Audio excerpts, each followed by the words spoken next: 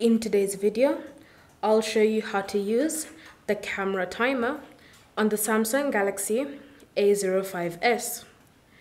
Begin by opening the camera app. Then from here, at the top, you should see a timer icon. So simply tap on it. And then you should see these different timing options you can use. You have 2 seconds,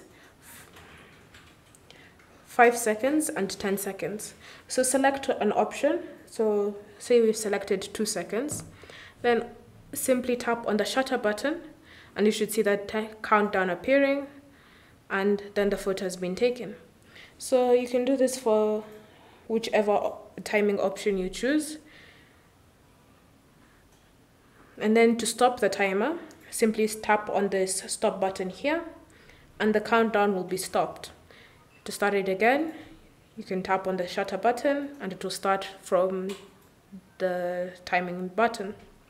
To disable the camera timer, tap on the icon again, then simply select the option that has no number next to it. And now you'll notice that it's no longer a yellow color, meaning the camera timer has been turned off. So now whenever you take a photo, it will take it automatically without the need for a timer. Thank you for watching. If you have any questions or comments, leave them down below and we'll get back to you.